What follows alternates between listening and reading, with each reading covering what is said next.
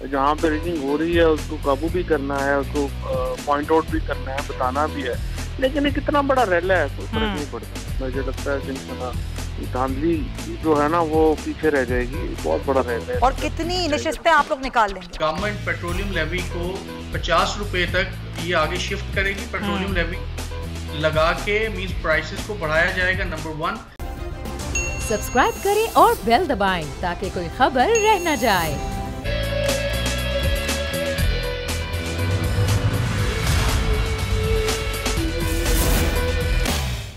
बिस्मिल्लाहिर्रहमानिर्रहीम, अस्सलाम वालेकुम। प्रोग्राम में मैं सुमैया रिजवान आपको खुश आमदीद कहती हूँ। नाजरीन, पंजाब में ज़िमनी इलेक्शन का मार्का है और ज़ाहिर है इस मार्के के लिए PTI भी और मुस्लिम लीग नून भी सरधड़ की बाजी लगा रहे हैं। अगर हम बात करें तो इमरान खान हर शहर में जलसा कर रहे हैं। 17 जलसों का उन्होंने कहा था और आज उनका जलसा झंग में है। और पाकिस्तान तहरीक इंसाफ ये समझती है कि इलेक्शन कमीशन बी पार्टी बना हुआ है हुकूमत की और धांधली के लिए मुनज़्ज़म साजिशें की जा रही हैं। और आज यास्मीन राशिद पहुंच गई लाहौर हाई कोर्ट और इलेक्शन कमीशन के खिलाफ उन्होंने एक पटिशन दायर की है। और इस पटिशन में मौक़िफ़ इख्तियार किया गया है कि जिस तारीख को इलेक्शन का ऐलान हुआ है उसी पर जो वोटर लिस्ट है उसी पर इलेक्शन होना चाहिए। नई वोटर लिस्ट जारी की है इलेक्शन कमीशन ने जून में, और जो कानून है वो ये कहता है कि जिस तारीख को इलेक्शन का ऐलान हुआ उसी वोटर लिस्ट पर इलेक्शन होना चाहिए। उन्होंने ये भी कहा कि इलेक्शन कमीशन ये कह रहा है कि इस हलके से पोलिंग एजेंट होना चाहिए, जबकि कानून के मुताबिक उम्मीदवार जिसको भी चाहे वो पोलिंग एजेंट नामजद कर सकता है। तो ये सारी सूरत हाल है। 20 नशिस्तें हैं जिन पर 17 जुलाई को इलेक्शन होना है। जाहिर है उसके बाद ही जो मुल्क में सियासी सूरत हाल है वो अनफोल्ड होगी। आगे कब तक रहना है इस हुकूमत ने ये भी वाजे हो जाएगा। वज़ीर आला किसका आएगा ये भी बहुत हद तक वाजे हो जाएगा। ये सारी चीज़ें हैं ज़िमनी इलेक्शन पर। और अब ज़िमनी इलेक्शन का जो वो फुल स्विंग पर है। अभी ज़रा इस पटिशन की पर्टिकुलर बात करते हैं कि ये पटिशन दायर की गई है लाहौर हाई कोर्ट में, ये इसमें और मज़ीद इस दरख्वास्त में क्या मौक़िफ़ इख्तियार किया गया है और ख़ास तौर पर कानूनन ये सारे मामलात लेकर तहरीक इंसाफ आगे जाएगी तो फिर किस तरीके से इलेक्शन कमीशन के अंदर होने वाले ज़िमनी इलेक्शन को माना जाएगा या फिर उन नताइज को माना जाएगा। तो इसी में बात करेंगे। ब्यूरो चीफ लाहौर ख़ावर अब्बास हमारे साथ हैं, उनसे बात करते हैं। सबसे पहले तो आप मुझे ये बताइए कि यास्मीन राशिद ने जो आज लाहौर हाई कोर्ट में ये पटिशन दायर की है, एक्चुअली ये पटिशन क्या है? सुमैया साहबा, ये एक बड़ी डेवलपमेंट है मौजूदा सूरत हाल के अंदर। वसी पंजाब की सदर हैं और तहरीक इंसाफ के रहनुमा हैं डॉक्टर यास्मीन राशिद। उन्होंने आज माहिर कानून है राना मुदस्सिर उमर, उनकी वसातत से हाई कोर्ट में एक रिट ली है जिसमें उनका ये कहना था कि जो लिस्ट जारी की गई है इलेक्शन कमीशन की जानिब से वो जून में जारी की गई है, वो अपडेटेड लिस्ट है, लिहाजा ये इलेक्शन जो है उसी लिस्ट पे होना चाहिए था जिस लिस्ट पे जो है इलेक्शन का ऐलान हुआ था। क्योंकि उनके तहफ़्फ़ुज़ात ये हैं कि कानून जो 19 में अमेंडमेंट हुई थी सन 2019 में इलेक्शन कमीशन के मुताबिक जिस भी वोटर का वोट जिस हल्के में मौजूद होगा या तो उसका आर्जी पता शनाख्ती कार्ड के ऊपर या मुस्तकिल पता जो है वो उस हल्के का होना चाहिए। सही है। उनके तहफ़्फ़ुज़ात है बहुत सारे ऐसे वोटर्स यहाँ पर मौजूद हैं कि जिनका ना आर्जी पता और ना मुस्तकिल पता शनाख्ती कार्ड का इसके मुताबिक नहीं है। साथ ही उनकी जानिब से इन तहफ़्फ़ुज़ात का भी इज़हार किया गया है कि हुकूमत की जानिब से बेजा मशीनरी का इस्तेमाल किया जा रहा है। इलेक्शन कमीशन को जो पाबंद करे कोर्ट के वो फौरी तौर पर इसका नोटिस लेते हुए इस पर जो है वो अमल दरामद करवाए। धांधली का जो वो इल्जाम लगा रहे हैं ओके। दूसरी जानिब एक ये मामला सामने आया है कि इलेक्शन कमीशन की जानिब से ये कहा जा रहा है कि जो पोलिंग एजेंट होंगे पोलिंग एजेंट ही हल्के से होने चाहिए, वो उसी हल्के के रहायशी या वोटर होने चाहिए। हाँ। जबकि दूसरी जानिब उनका मौक़िफ़ ये है कि कोई भी शख्स जिसे उम्मीदवार नामजद करना चाहे वो एजेंट नामजद हो सकता है। इस हवाले से इन्होंने अपनी दरखास्त गुजारी है लाहौर सामने जो लगा दी गई है और देखें इस पे जो है वो कोर्ट की जानिब से क्या फैसला सामने आएगा। एक इल्जाम और भी है। ये तो इल्जाम लगा रहे हैं, PTI कह रही है कि वोटर्स को खरीदने की कोशिशें की जा रही हैं। मुमकिन कोशिशें हैं कि वोटर को खरीद लिया जाए और खरीद के फिर वोट अपने लिए कर लिया जाए। ये मुस्लिम लीग नून यानी कि हुकूमत ये पूरी कोशिशें कर रही है।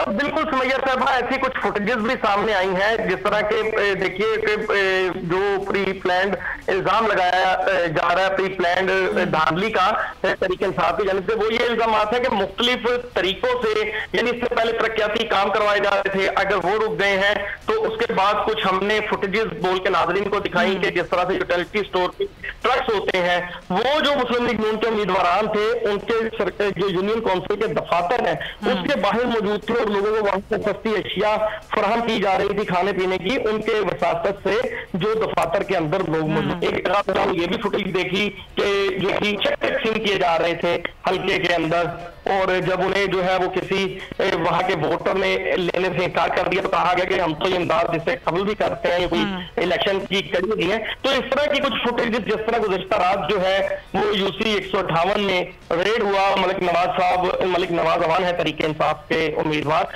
उनकी कॉर्नर मीटिंग के ऊपर और 3-4 उनके सिक्योरिटी गार्ड्स को गिरफ्तार कर लिया गया, मार्केट के मैनेजर को गिरफ्तार कर लिया गया। जब तरीके इंसाफ ने उसकी वजह पूछी तो उनका ये कहना था कि भाई पाबंदी है और जो है रात को वो हाल खोले हुए थे।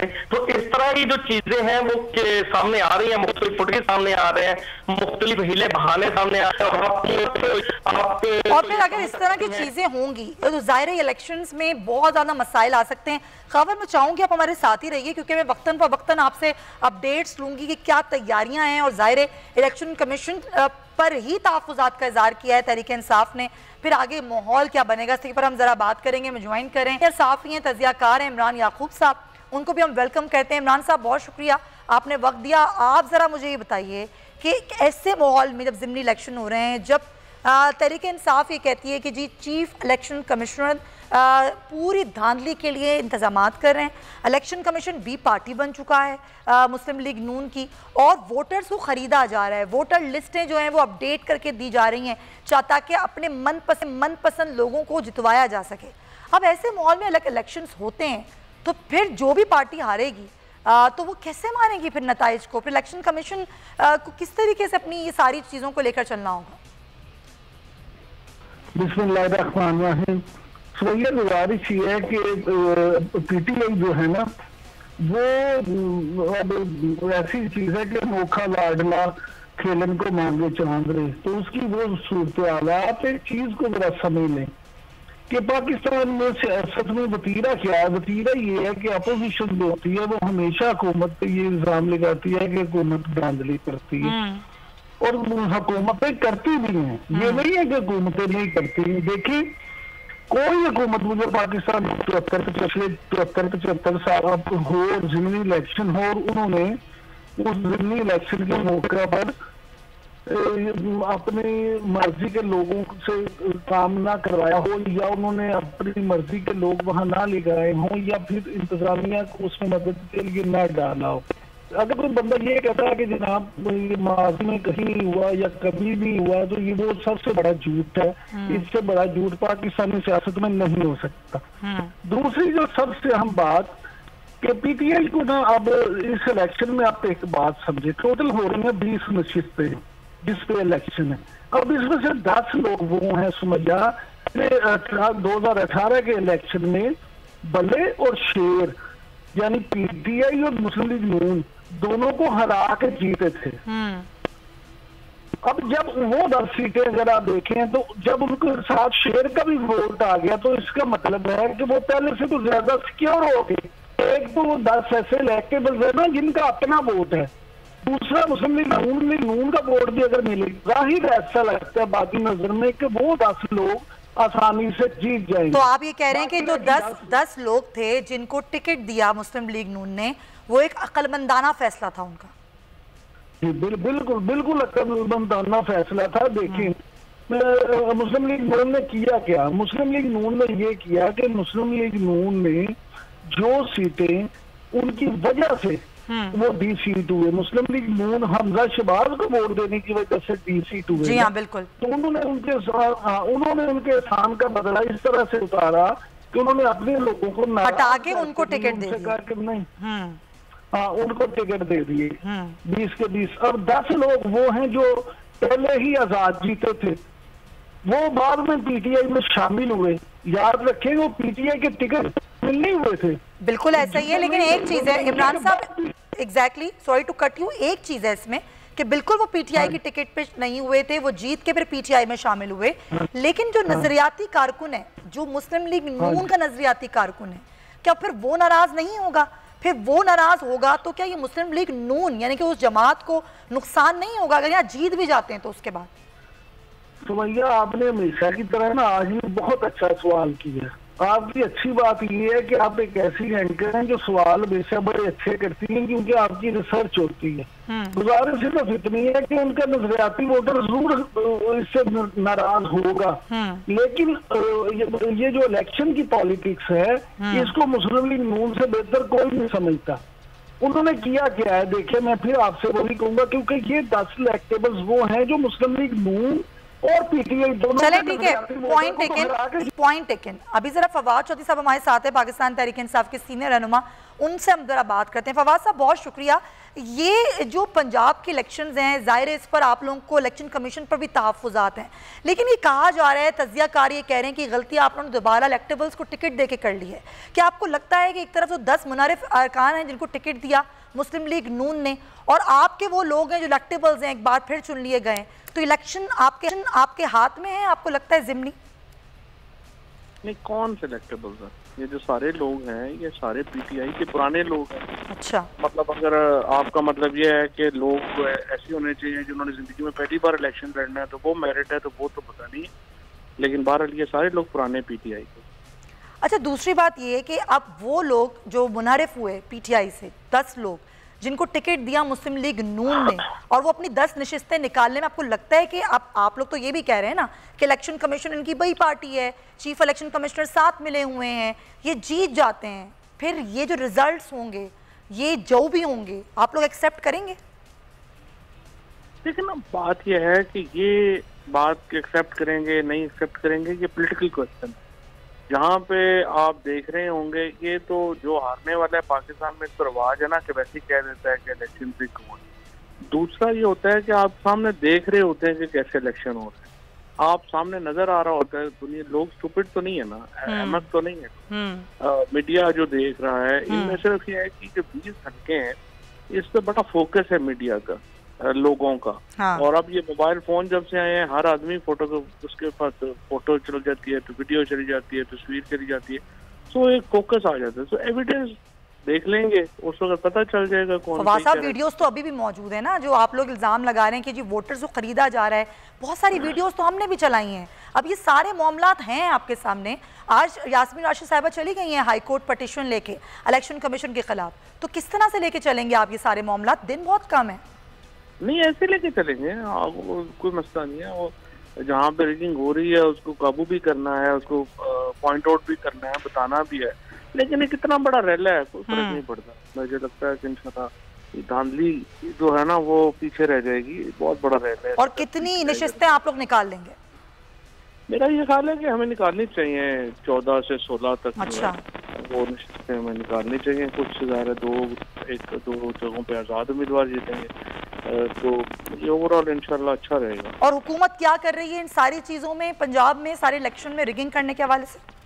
वो तो कर ही रहे हैं, वो तो आपके सामने एक उसको जिन्होंने, हमने तो सुप्रीम कोर्ट को कहा भी था कि हमजा को ना बनाए, किसी और को बनाए, वो सुप्रीम कोर्ट ने इसको लगा दिया है। अब ये एक स्टॉप गैप के बजाय ये एक परमानेंटली सीएम बना हुआ है, वो उनकी कैबिनेट भी बनी हुई है, वो इसकी वजह से एक बैलेंस खराब हुआ है।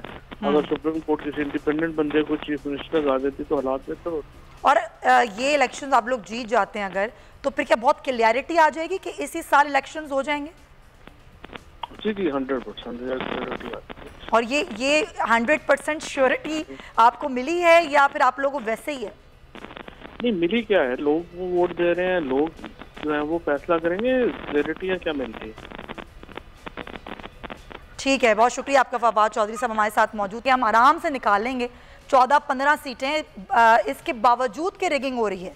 इमरान याकूब साहब, रिगिंग के इल्ज़ामात भी हैं, हुकूमत की मशीनरी इस्तेमाल होने के भी इल्ज़ामात हैं, जो कि हमने देखा, आपने खुद कहा अपनी गुफ्तगू आगाज़ में, तो ये तो होता ही रहा है। लेकिन उसके बावजूद पीटीआई इस बात पर श्योर है कि हम निकाल लेंगे सीटें आराम से, कोई ऐसा मसला नहीं है।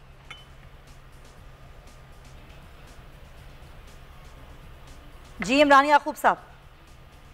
जी जनाब। जी फवाद चौधरी साहब हमारे दोस्त हैं, भाई हैं, वो जो कहते हैं बिल्कुल ठीक कहते हैं, हम तो उनकी बात से कभी इख्तिलाफ करते ही नहीं। अच्छा। लेकिन गुजारिश ये है कि जो इस वक्त देखिए हुकूमत में हो लोग या अपोजिशन में, कभी कोई पार्टी ये कहती है कि हम ये इलेक्शन हार रहे हैं, आपने कभी सुना हो किसी पार्टी ने ये कहा कि हम इलेक्शन हार रहे हैं? बल्कि ये होता है कि जो हारने वाली पार्टी होती है, चाहे उसे 50 वोट भी मिले, तो वो हार के बाद वो ये कह रहे होते हैं कि हमारे साथ बड़ी धांधली हो गई है, हमें जबरदस्ती हराया गया है इलेक्शन। तो मामला ये नहीं है, मामला बेदार इलेक्शन है। पीटीआई एक सियासी हकीकत है। इमरान खान साहब ने जो एक बयानिया बिल्ड किया है, वो इम्पोर्टेंट हुकूमत का हो, वो साजिश का हो, वो मुदाखलत का हो, या फिर तो उसको आप कुछ भी नाम दें, उन लोगों ने वो बयानिया बाय किया है। लेकिन इसका मतलब ये नहीं है कि इलेक्शन जो है वो सारा पीटीआई जीत जाएगी। मेरी नजर में मुझे ये लगता है कि मुस्लिम लीग नून जो है वो ज्यादा सीटें जीतेगी। लेकिन अब इलेक्शन वाले दिन क्या होता है 17 तारीख को। लेकिन एक सवाल मैंने आपसे किया था, जो कि किया जा रहा है। आपने खुद कहा कि इन्होंने अपना वादा तो पूरा किया उन 10 लोगों के साथ जिन्होंने हमजा शहबाज को वोट दिया था, यानी कि उन्होंने उनको टिकट दे दिया, लेकिन नजरियाती वोटर नाराज हो गया, उसमें मायूसी फैल गई कि ये क्या हुआ है। तो इसका क्या नुकसान नहीं होगा मुस्लिम लीग नून को? नहीं सुमंजा, 10 नहीं, वो तो 20 के 20 वही लोग हैं जिनको उन्होंने टिकट दिया। ये 20 के 20 वही लोग हैं जो जिन्होंने इन्हें वोट दिया था हमजा को। मैं कह रहा हूँ कि उसमें से 10 ऐसे जो पीटीआई के टिकट पे जीते नहीं थे। हाँ बिल्कुल ऐसे आजाद है, आजाद थे। हाँ जी। अब सुन ले नजरियाती वोटर की बात। मैंने आपके इसी सवाल के जवाब में बात जब शुरू की थी फवाद चौधरी साहब के आने से पहले, तो मैंने ये कहा था कि इलेक्शन पॉलिटिक्स को मुस्लिम लीग नून से शायद कोई नहीं समझता, क्योंकि उन्होंने इतने इलेक्शन लड़े हैं। अब मामला ये है, आप इलेक्शन में आप देखिए मुस्लिम लीग नून ने क्यों किया है। सबसे पहले वो लोग 95-96% वो लोग उनसे राजी हो चुके हैं। उन्होंने उन्हें जाके मिन्नत से किए, लालच से किए, लोहे का लालच दे के, मुस्तकबिल में टिकट दे के, कहीं हुकूमत में एडजस्ट करने का कह के किसी ना किसी तरीके से उनको एडजस्ट कर लिया है। यही तो मैं आपसे कहता हूँ कि एज होता है, जो हुकूमती पार्टी होती है उसको ये एज होता है कि वो लोगों से वादे कर लेती है कि अच्छा हम आपको पानी सेक्रेटरी बना देंगे, आपको हम टास्क फोर्स का चेयरमैन बना देंगे, आपको हम एडवाइजर निकाल लेंगे। उनके पास 20 रास्ते होते हैं लोगों को एडवाइज करने के। और सियासी लोग जो पाकिस्तान में तो लोग सियासत करते हैं। अब एक आदमी अगर उसको टिकट नहीं मिला तो वो इस बात में तो राजी हो जाएगा भाई चलो अगर हुकूमत मुझे एडवाइज कर रही है तो मैं उसमें हो जाता हूँ। इसलिए वो इशू उन्होंने काफी हद तक मामले सॉल्व कर लिया। मेरे नजदीक असल इशू जो मुस्लिम लीग के लिए होगा वो 17 जुलाई का दिन होगा, क्योंकि जो पीटीआई का वोटर है वो ज्यादा चार्ज है, वो एम्बिशियस है। एग्जैक्टली जो माहौल बना हुआ है ना वो पीटीआई की सपोर्ट में जा रहा है। एग्जैक्टली ये पॉइंट है। अगर मुस्लिम लीग नून वोटर निकालने में कामयाब हो जाती है फिर मेरा नहीं ख्याल कि उसके लिए कोई प्रॉब्लम हो। ठीक है इमरान साहब, पॉइंट टेकन। अच्छा मुझे बताएं खावर कि अब ये जो इस्तीफे आए हैं 3 सूबाई वुज़रा के, वो मंजूर भी कर लिए गए। ये ज़रा इस हवाले से भी हमें ज़रा बताइए कि इसमें मलिक अहमद खान का भी इस्तीफ़ा था। एक तो ये मामला है, दूसरा ये मामला है कि ये एक ज़रा माहौल होता है ना पंजाब का, ज़रा माहौल किस तरह का है। आप तो लोगों से मिलते हैं, बात करते हैं, वहाँ पे जो वोटर्स हैं वो क्या कह रहे हैं, उनका दिमाग क्या कह रहा है, वो किस तरफ है। क्योंकि अभी तो एक तरह का मामला मुस्लिम लीग नून के लिए भी है कि महंगाई इतनी ज़्यादा है कि लोग वैसे ही उनसे जो है वो बदजन हुए हैं।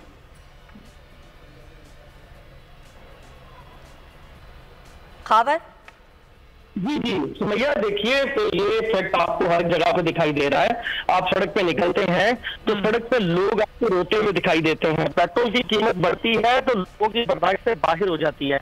आप देखिए कि गुज़िश्ता कई महीनों से जब से ये हुकूमत में आए हैं तो आप देखिए कि क्या किसी की तनख्वाह में कोई रिलीफ मिला है, क्या किसी को कोई ऐसे रोजगार के वसाइल मुयस्सर आए हैं, वो चीजें कहीं की वही खड़ी हुई हैं। मगर दूसरी जानिब जो है वो सिर्फ और सिर्फ महंगाई में कमर तोड़ इजाफा हो रहा है। ना सिर्फ पहले जो महंगाई की रेशो है वो 5%, 10%, 15% बढ़ती थी। अब तो 200% महंगाई बढ़ी है। तो किस तरह से लोग इनको मैनेज की कीमत बढ़ती है या ऊपर जाती है या उस पर इजाफा होता है, बिजली की कीमत में इजाफा होता है, तो हम आप लोगों की डिमांड पे जब जाके आवाम से बात करते हैं तो आवाम रोते हैं। बहुत सी ऐसे फुटेजेस आपने दिखाया है बोल के स्क्रीन के ऊपर रोते हुए, और लोग कहते हैं कि अब हम इस महंगाई का बदला जो है वो वोट के जरिए इससे लेंगे। चलिए, मगर हमारे मुल्क में ये होता है, हमारे मुल्क में ये होता है कि वोट इस बुनियाद पर नहीं पड़ता। वोट की जो बुनियाद होती है वोट देने की, वो बिल्कुल डिफरेंट एक साइंस होती है। चलें, बहुत शुक्रिया। इस पर हम फिर दोबारा मुझे ब्रेक लेनी है खावर, बहुत शुक्रिया। इमरान याकूब साहब, आपके वक्त का बहुत शुक्रिया। नाज़रीन, एक ब्रेक लेंगे, वापस आएंगे। ये पेट्रोल प्राइसेस में जो एक बहुत ही मामूली जो कमी की जा रही है, जबकि आलमी दुनिया में पेट्रोल सस्ता हो रहा है, ये इसके पीछे क्या मामला है, ज़रा इस पर बात करेंगे इस ब्रेक के बाद।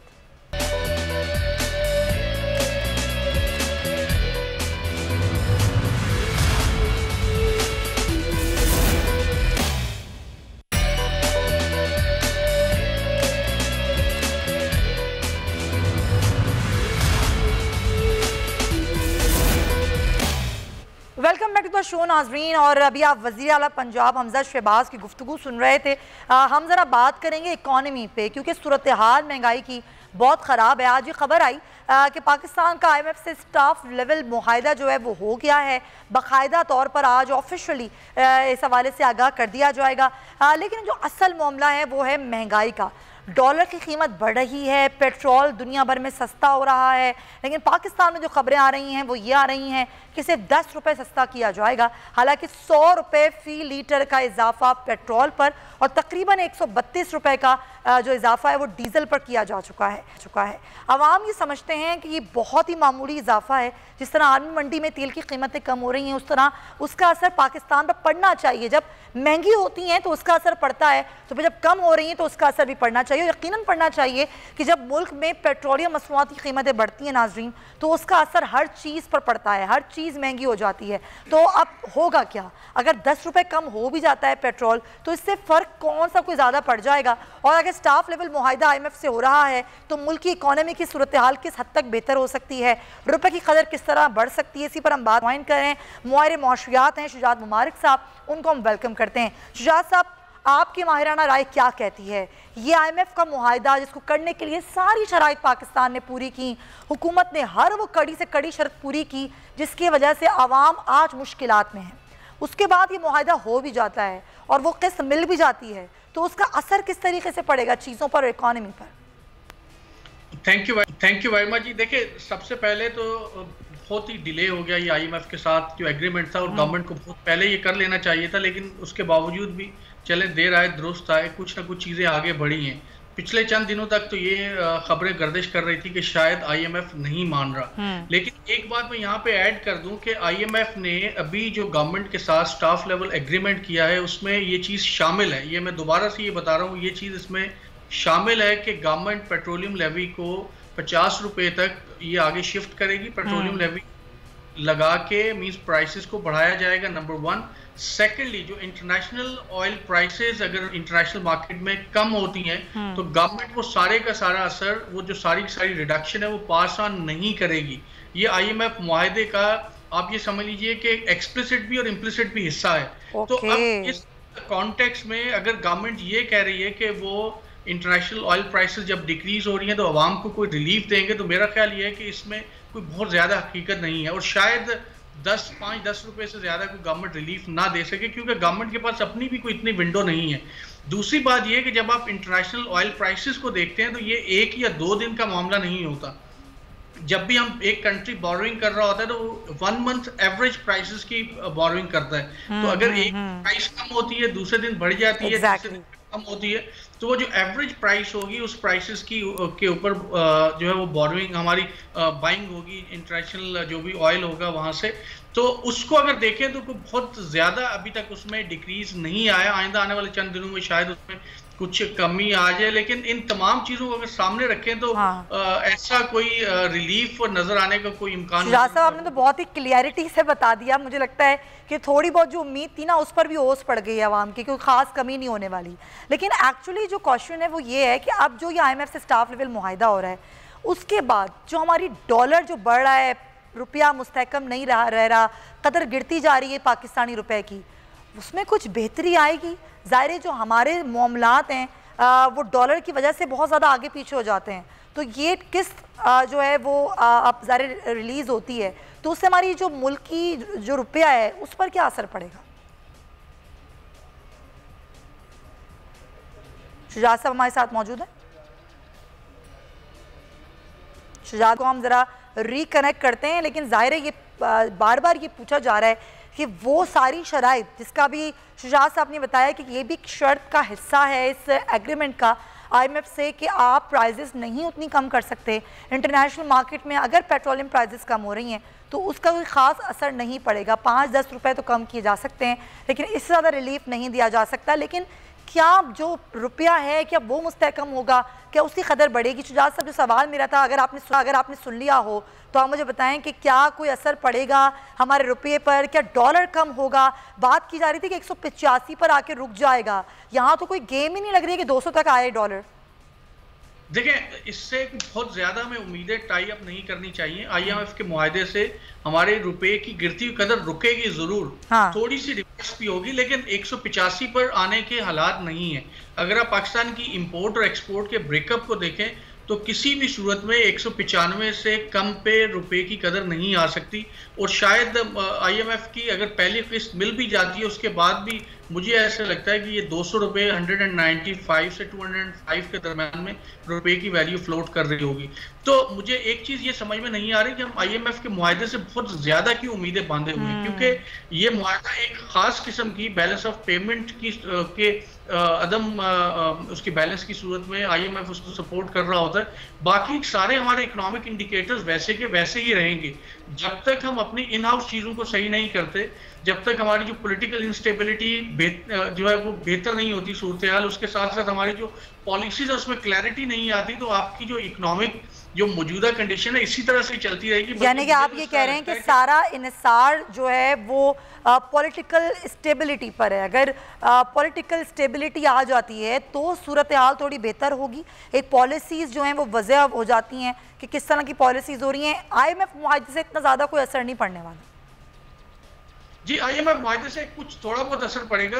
एक और बात आप ज़हन में रखिए कि अब जब भी इलेक्शन होंगे तो 3 गवर्नमेंट्स चेंज होंगी। मौजूदा गवर्नमेंट जाएगी, केयर टेकर गवर्नमेंट आएगी, केयर टेकर गवर्नमेंट जाएगी, फिर नई गवर्नमेंट आएगी। तो जब भी किसी में 3 गवर्नमेंट्स चेंज हो रही होती हैं तो वो ना सिर्फ वहाँ पे पॉलिटिकल स्टेबिलिटी का थोड़ा सा इशू होता है, इकोनॉमिक डिसीजन मेकिंग में भी इशू हो रहा होता है। तो आइंदा 6 महीने से 1 साल में पाकिस्तान में डेफिनेटली इलेक्शन होंगे, जो मौजूदा गवर्नमेंट है जाएगी, नई गवर्नमेंट आएगी, इंटर्म गवर्नमेंट भी आएगी, तो ऐसी सूरत में वो बहुत बेहतर इकोनॉमिक डिसीजन मेकिंग नहीं हो पाएगी। तो मुझे इस तरह से लगता है कि आइंदा आने वाले 6 महीने से 1 साल पाकिस्तान की इकोनॉमी के लिए मजीद खतरनाक होगा। आप ये समझ लीजिए कि साल 2022-23 जो फाइनेंशियल ईयर है वो पाकिस्तान की इकोनॉमी के लिए बहुत ही चैलेंजिंग साल साबित होगा, और जो इन्फ्लेशन और एम्प्लॉयमेंट की जो सूरत हाल अब है ये शायद इससे भी ज्यादा बिगड़ जाए अगर बैनुल अक़वामी सूरत हाल बेहतर नहीं होती है। तो ऐसी सूरत में गवर्नमेंट इंस्टीट्यूशन को भी they have to be very careful. हम यहाँ पे इकोनॉमी को ना बहुत सियासी भी कर देते हैं, यहाँ पर ना सियासी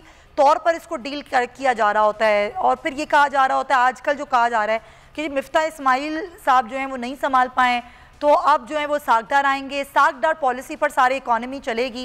तो जिस तरीके से उन्होंने कंट्रोल किया था इन्फ्लेशन को वो आके कंट्रोल करेंगे। तो ये ऐसे क्यों हमारी इकोनॉमी को जो है वो लेके चला जाता है, पॉलिटिकली क्यों इकोनॉमी को डील किया जाता है?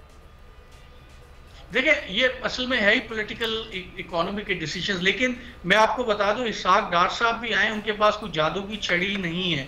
मिफ्ता इस्माइल की मैं ये समझता हूं कि उनकी इकोनॉमिक समझबूझ इसाक डार से बेहतर है। वो एक PhD उसने इकोनॉमिक्स में की हुई है, हमारे माइशत है। इसाक डार साहब जो है वो एक चार्टर्ड अकाउंटेंट है। तो पाकिस्तान में फर्द के चेंज होने से माइशत में बेहतरी नहीं आएगी जब तक कि ब्रॉड बेस्ड इकोनॉमिक पॉलिसीज को बेहतर नहीं किया जाता, और आपके जो टैक्सेस का सिलसिला है जब तक आपकी ओवरऑल इकोनॉमिक स्ट्रक्चर को आप मजबूत नहीं करते तो कोई भी शख्स आ जाए उससे कोई फर्क नहीं पड़ता। चेहरे बदलने से इकोनॉमी ठीक नहीं हो सकती। शुजात मुबारक साहब बहुत शुक्रिया, हमारे साथ थे, वो ये कह रहे हैं कि ज़्यादा उम्मीदें मत बांधें कि आलमी मंडी में अगर तेल की कीमतें कम होंगी तो आपको कोई रिलीफ मिलेगा, अगर IMF से मुआहिदा हो जाता है तो कोई डॉलर की कीमतें कम होंगी, तो कोई ज़्यादा अच्छी उम्मीदें नहीं है। ये एक साल अगर पॉलिटिकल स्टेबिलिटी नहीं रहती तो इकॉनमी का यही सूरत हाल रहेगी। अब देखना ये कि कौन है ऐसा जो आके जादू की छड़ी घुमाए और सब कुछ ठीक कर दे। इसके साथ ही नाज़रीन, प्रोग्राम का वक्त ख़त्म होता है। कल आपसे मुलाकात होगी, अपना बहुत ख्याल रखिएगा। अल्लाह हाफ़िज़।